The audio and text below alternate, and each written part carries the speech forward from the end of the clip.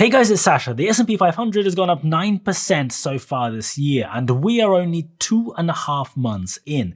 This is the second best start to a year for the stock market in the last 25 years, and this comes on the back of a 24% gain last year. But what if I told you that right now is a better investing opportunity than at any point in the last 5 years?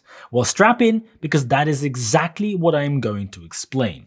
It is incredible when you look at the numbers. At the beginning of 2020, as the pandemic hit, the stock market went into meltdown. The S&P 500 collapsed by 33% in just 1 month, from February 19th to March 18th, and immediately after the lockdown started and the US government started stimulating the economy by printing the biggest amount of money in history and sending people checks in the post, people sat at home with money that they previously did not have, that they could not spend. And at the same time, free investing apps like Robinhood absolutely exploded. Investing in the stock market went from being niche, something that some people did, to hyper popular. Everyone was involved and retail investors flooded into the market. Over the next 2 years, when those retail investors were not buying Dogecoin or Flocky Inu or JPEGs of monkeys wearing funny hats or shares of a dying theater company, they were investing in the stock market. And the stock market went absolutely bananas. Some economists have argued that a large part of the reason why the stock market went up so much in 2020 and 2021 was because of the amount of money that flooded in rather than a function of how the companies actually performed. A record $103 trillion worth of stocks was traded in 2020 according to the World Bank, and that record was then smashed the next year when the trading volume went up to $121 trillion. But eventually, lockdowns finished, the free money finished, and the euphoria around stock markets also went away in 2022. The stock market fell by 25% from January to October 2022 as inflation arrived and interest rates went up. But then, something happened in November 2022. The stock market stopped falling and suddenly started going back up. You might remember that in November 2022, ChatGPT arrived, and this was a turning point for companies working in artificial intelligence. This was the iPhone moment. This was a breakthrough where the quality of the AI that answered your questions went from a bit shit to kinda good. And investors began piling money into AI stocks. Nvidia are the company that make graphics cards that are best suited for training large language models and operating them, which is what ChatGPT is, as well as all the other newer models. And Nvidia stock is up 630% since the moment that GPT arrived, going up in the vertical line in the last 5 months. Microsoft, who now own 49% of OpenAI, are up 90% in the same time period. AMD, who don't make the right graphics cards but could maybe make them in the future, is up 245%. Facebook quickly rebranded itself from focusing on the metaverse to focusing on AI, and their stock is now up 443%. Supermicro has just joined the S&P 500. They make the server hardware where you stick those graphics cards to train your models, and their stock is up 1,430% in the same time period. Every company that can be linked to AI has seen their stock explode in the last year and a half. But the fascinating thing is the other side of the coin.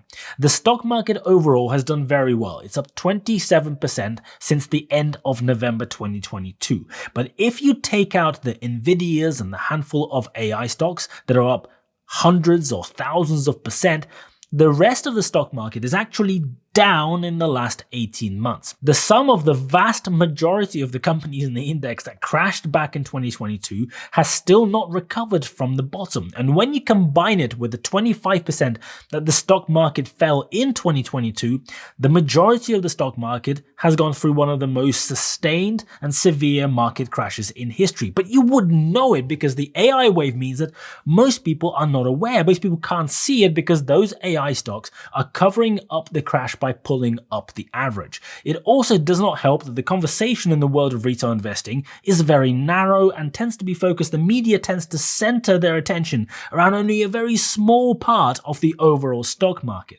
People will only talk about whatever is popular at the moment, and nobody cares about everything else. In 2020, stocks that were good for people sitting at home were all the rage. So everyone rushed to invest in Zoom, that thing that's a bit like Google Meet, but you actually have to pay money for it, and in Peloton, the company that makes makes very expensive coat hangers. Then people realized that the world is not going to be locked up in their own homes forever, and those stocks died. Then everyone started investing in crypto tokens because you could make 3 gazillion% in 2 weeks by investing in the right kind of fluffy dog token.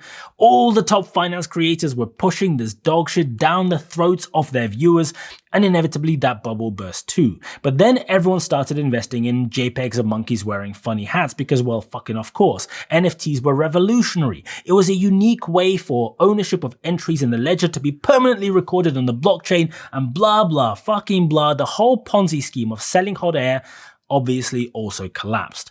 Now, at the moment, everyone's investing in AI. The FOMO is real. Nobody wants to miss out. If you don't dare scream from the top of your lungs that everyone should be investing in AI, you're an idiot. Investors see the vertical lines and they presume that the vertical lines will just keep going up in a vertical line because AI is the future, bro. The problem is that just because AI is the future, which it probably is, does not mean that the stocks that you are investing in right now will keep on going up in a vertical line. And I know the logic here is very difficult for some people to comprehend. And Nvidia at the moment sells their graphics cards for 6 times the retail price because of the insane demand. This week, Nvidia is announcing a new chip, the B100, which is apparently going to be orders of magnitude more powerful for training AI models than anything available on the market today. What happens when the market leaders reach a peak in the amount of compute that they actually need? What happens when compute power is not the limiting factor? What happens when demand starts meeting the ability of supply and the limiting factor becomes software design or some other type of hardware or some other commercial problem?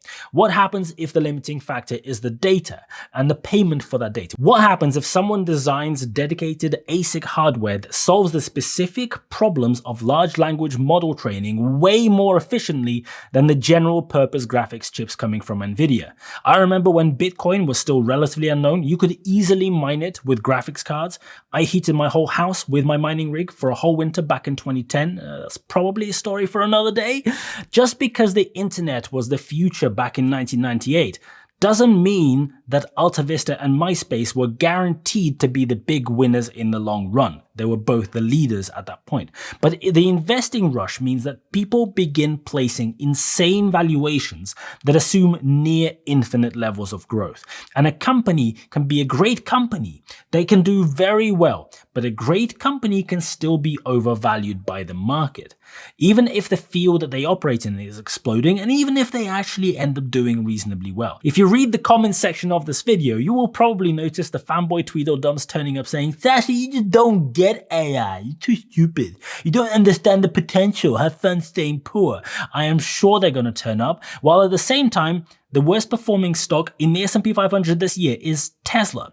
I'm not exaggerating. It's literally the worst performing stock in the whole index this year, down 34%. And Tesla stock is now down 57% from its all-time high of $410 in 2021. But talking of AI, Tesla has just released version 12.3 of their full self-driving software, which, judging by the videos and all the information, is a massive, a huge step forward, to a point where the car can now reasonably drive itself without interventions in a large proportion of cases. But self-driving cars are not large language models. So they're not popular, nobody gives a fuck, they're not all the rage, nobody cares. The company that is probably delivering the most groundbreaking and the most practically useful AI right now at the moment is completely ignored in the middle of an AI hype wave. And the reason this is really important is because if you look beyond the facade of the S&P 500, if you look beyond the average, there is a huge investing opportunity in the dozens, if not hundreds, of companies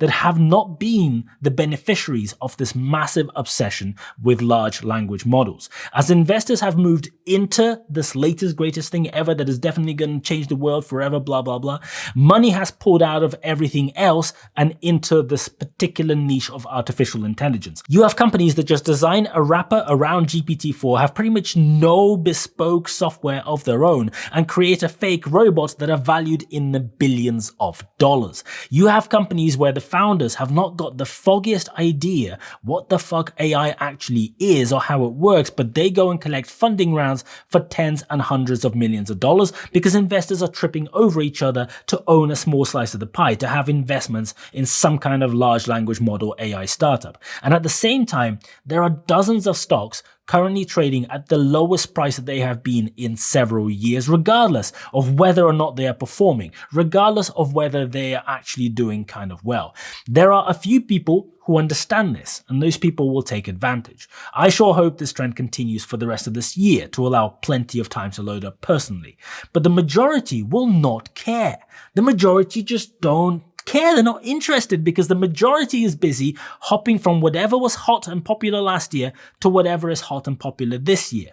Everyone proclaims themselves to be this long-term investor, except it seems that the petulant retail investors do a complete U-turn on their investing strategy every 12 months. Some of the biggest stocks in the United States are part of this AI wave, which is why they have this outsized influence on the average. Companies like Nvidia, Facebook, and Microsoft are all in the top 10 largest companies in the stock market.